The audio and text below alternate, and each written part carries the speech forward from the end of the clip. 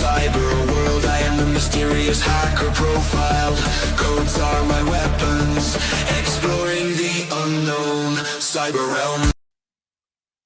مساء الخير عليكم. بعد ما اتعلمنا في الفيديو اللي فات في تقنية ال Chain of Thoughts ازاي النموذج بيفكر بشكل منطقي وازاي بيفكر في شكل خطوات. النهاردة بقى هنشغل النموذج على خطوة جديدة، وهو انه يعد حاجات موجودة. يعني ايه؟ يعني مثلا لو جينا للتبسيط قلنا له كلمة بنانة فيها كام ايه، تفتكروا هو هنا ممكن يعدها ازاي؟ لما نطلب منه نقول له الاوتبوت الريسبونس ياخد تايب وبرومبت ويبرنت الاوتبوت. تعالوا كده نشوف الناتج. هو هنا قال لي ان كلمة بنانة فيها 3 ايه.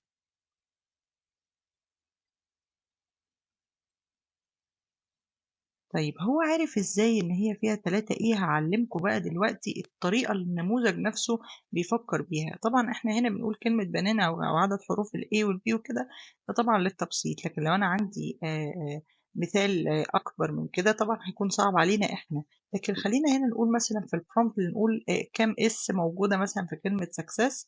هنقول له بقى هنا اتبع الخطوات المنطقية اللي انا هكتبها لك. اول حاجة هنا هنقول له قسم الكلمة إلى حروف، دي رقم 1. لكل حرف تلاقيه حرف الإس اكتب 1، ولكل حرف غير الإس اكتب 0. يعني اف اس يساوي 1، اف نوت اس يبقى ايه؟ 0.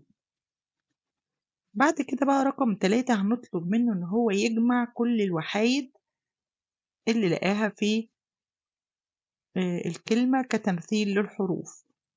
وتعالوا كده نقول له اكتب الفاينل answer وبرنت الاوتبوت بنفس الطريقة اللي فاتت ونشغل.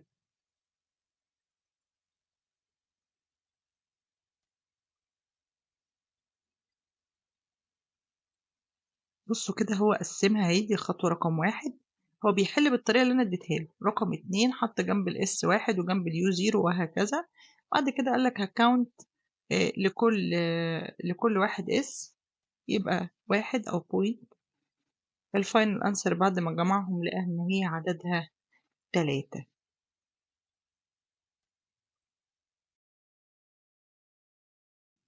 وبكده نكون اتعلمنا ازاي نخلي النموذج يفكر بطريقة او بخطوات انا اللي بكتبها له، على افتراض ان انا عندي شك ان النموذج ممكن لو حل من نفسه ان هو يبدع في الإجابة، أو إن هو يجيب إجابة خارج الصندوق، أو حتى ميمشيش على الإجابة المنطقية. فساعتها إحنا بنكتب له الخطوات زي ال4 خطوات اللي إحنا كتبناهم دول عشان نقول له فكر بالطريقة دي، يا إما بنديله مثال ونخليه يحل زيه زي ما شفنا قبل كده في تقنية الفيو شوتس. وبكده نكون اتعلمنا حاجة جديدة النهاردة. أنا إيمان علي ودي سايبر توكس.